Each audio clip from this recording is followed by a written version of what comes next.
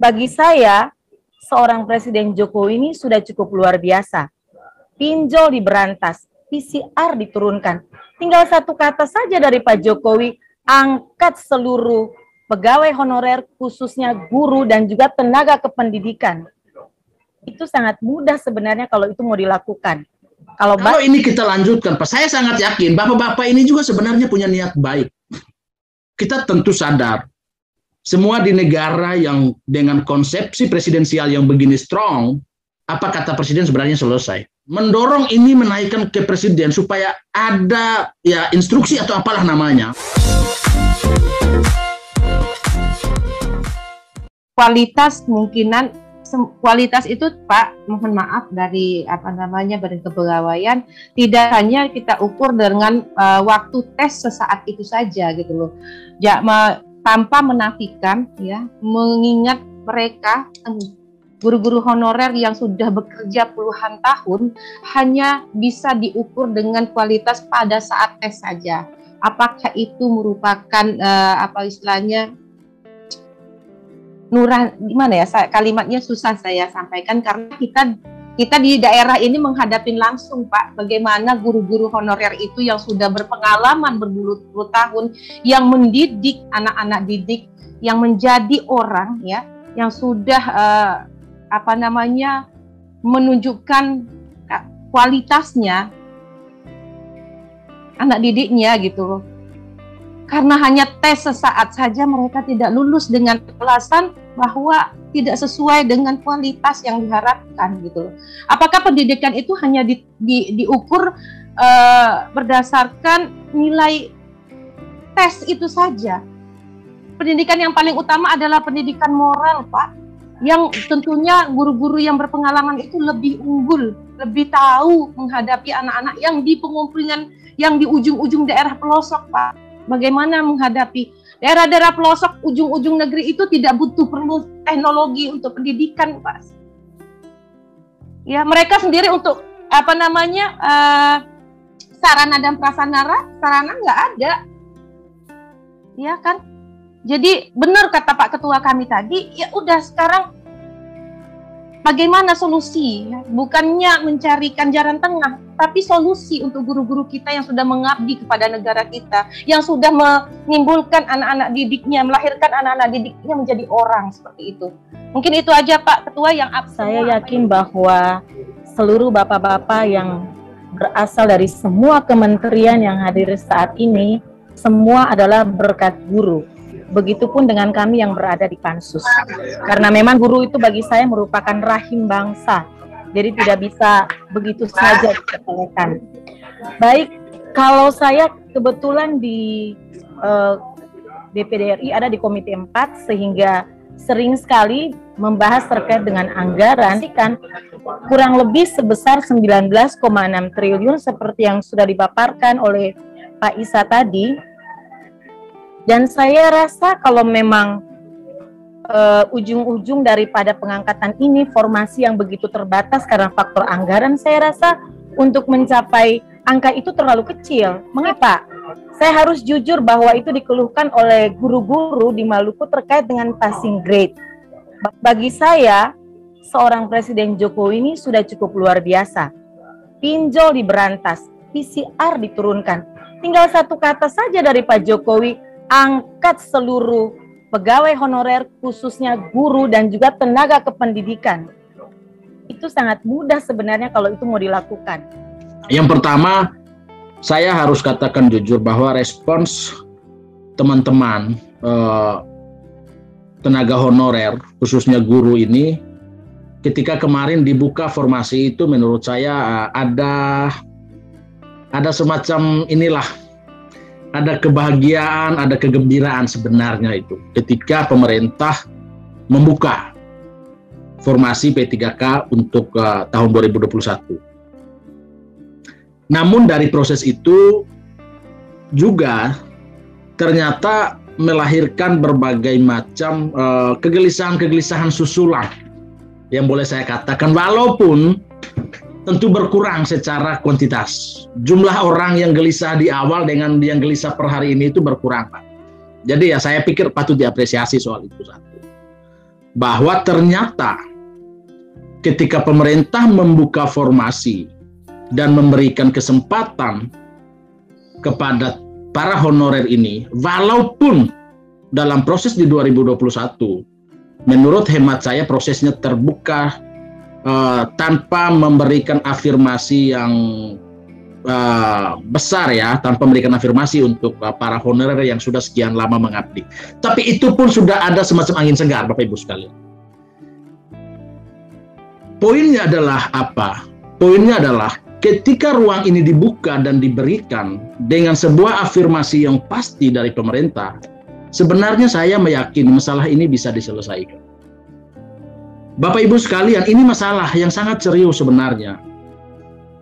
Kenapa? Berkaitan dengan urusan terhadap generasi masa depan bangsa. Banyak data sudah dijelaskan begitu besar, begitu lebih banyak tenaga guru yang honorer yang berbakti terhadap masa depan anak bangsa ini ketimbang guru yang ASN. Jadi dari itu aja sebenarnya kita sudah bisa sadar dan sudah bisa menyimpulkan begitu besar tanggung jawab mereka. Dan begitu besar nasib bangsa kita pertaruhkan di pundak mereka sebenarnya. Yang mereka minta apa?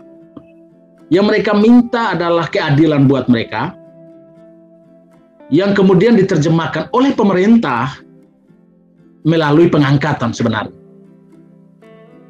Saya menyadari bahwa alasan pemerintah dari konstruk kita sore hari ini duduk saja, kita rapat ini saja, ada Kementerian Keuangan dan lain-lain. Ini sebenarnya mau menjelaskan bahwa ada kait-mengait yang membuat pemerintah belum berani memberikan sikap yang pasti untuk mengangkat para saudara-saudara yang sudah berjuang begitu lama dan menanti sebuah keputusan yang belum jelas buat mereka.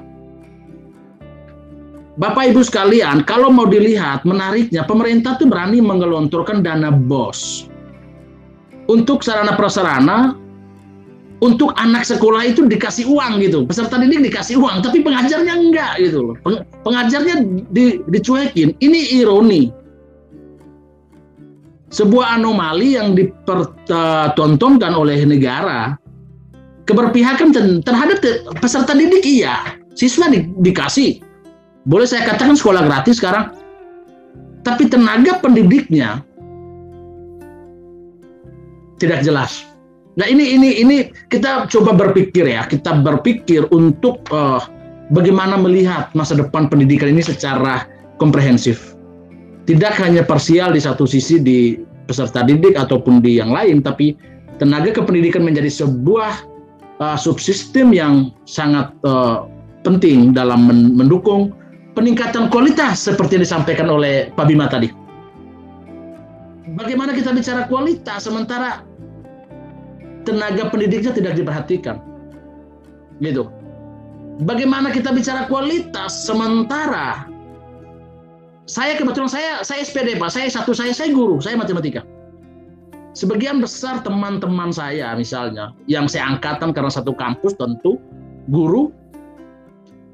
Yang bagaimana mereka mau membuat pembelajaran yang baik dan maksimal ketika mereka hadir di sekolah dalam kegelisahan yang luar biasa soal hidup mereka. Nah ini kita bicara sebuah konsep besar, rangkaian yang akan terjadi Pak. Orang akan masuk ke sana, memberikan pembelajaran, mentransferkan ilmu kepada siswa, sementara dia bergejolak terhadap banyak hal. Saya pikir semua, saya tidak perlu jelaskan, tapi kita tahu Bapak Ibu, kita semua berkeluarga, kita punya istri, punya anak. Bayangkan bagaimana kerumitan hidup seorang tenaga honorer, dan di situ tentu berdampak terhadap totalitas pengabdian dia. Niatnya total, tapi dia datang dengan kegelisahan dan semua masalah yang dia hadapi.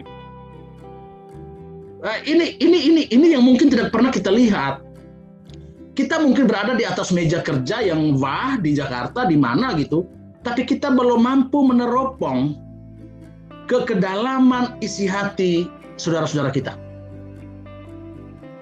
Saya mencoba berbicara ini karena ya hampir sebagian besar teman-teman juga.